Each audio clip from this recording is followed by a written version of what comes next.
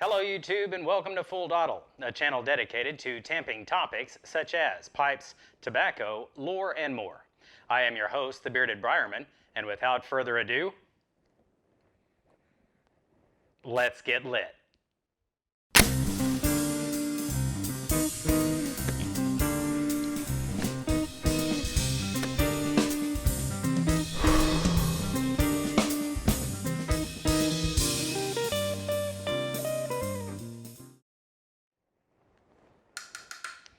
Welcome back everyone, and on this episode of Full Dottle, I'm going to be giving you my full review of Sutliff Crumble Kake Red Virginia Perique. But first, a little housekeeping. I am smoking my 7LA673KS Rusticated. This is the cocktail. And in it, of course, I've got some Sutliff Red Virginia, Crumble Kake Red Virginia Perique.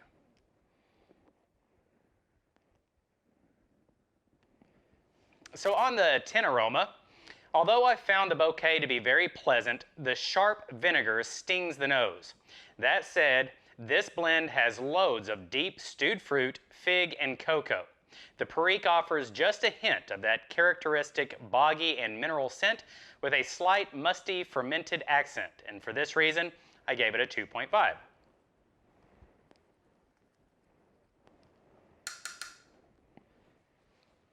On fruity, nutty, and woody, the Red Virginia in this blend offers a healthy amount of tart raspberry, malted grains, and a slight bread note.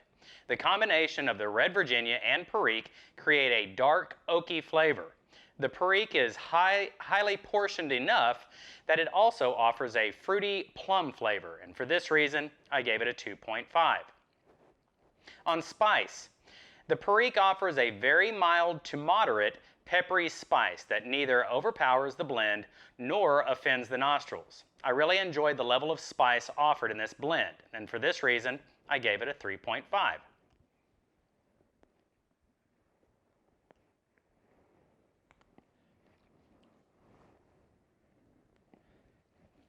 On tang, the tart Red Virginia is simply amazing in this blend. The rye berry, malted grains, and tart raspberry are not lacking. With the Perique also offering some stewed fruit and plum, this blend was a juicy tart treat, and for this reason, I gave it a 3.5.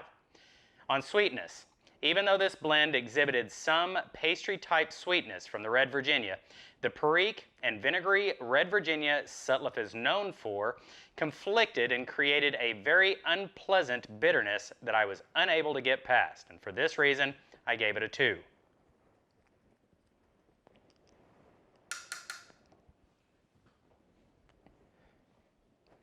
On depth, the Red Virginia didn't express its flavor profile as abundantly as I would have wished, but they weren't shy, and the Perique offered a rare glimpse into their more fruity side without overplaying their spice, and for this reason, I gave it a 3. On complexity, the components in this offered so many layers that this blend easily held my attention. Unfortunately, this blend also presented a very unpleasant layer of bitterness from the vivid conflict of flavors, and for this reason, I gave it a 3.5.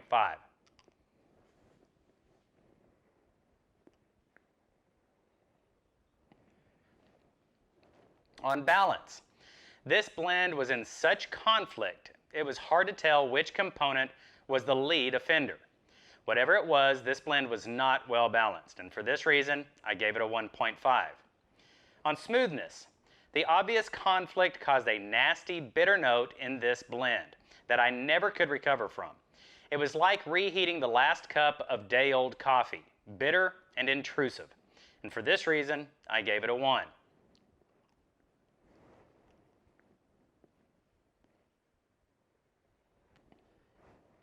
On the high point, I thoroughly enjoyed the Sutliff Red Virginia, and this blend didn't disappoint in their classic offering of Red Virginia.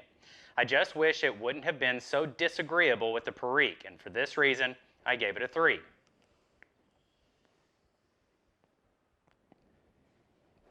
On the low point, the conflict between the components was simply unbearable for me. The thick, bitter aftertaste wasn't pleasant, and even after airing this blend, it didn't improve, and for this reason, I gave it a 1. On Burns Cool, This blend had a tendency to get a little bit warm from time to time, and for this reason, I gave it a 3.5.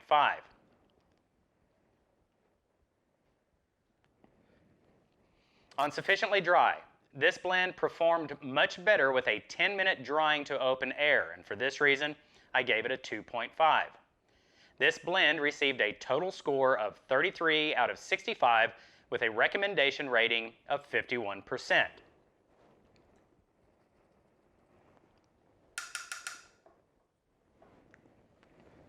I really think that this blend is one that some people are going to love and some people are not going to like at all. For me, maybe I'm spoiled to having very, very complex, deep tobaccos. I don't know. But this one here just had too much conflict for it to ever make an appearance back in my rotation. It had an unusual bitterness from the very beginning. It slightly decreased as you went into the second half of the bowl. The Red Virginias were very pleasant. I enjoyed the Red Virginias in this. The Perique didn't offer too much spice, but that conflict, and I think it's that vinegary note, whatever that is in the Sutliff Red Virginias, simply conflicted with the Periques, and I never could get past that. For me, it's a no-go.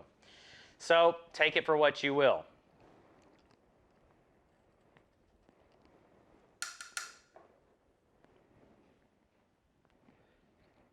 It's not altogether horrible.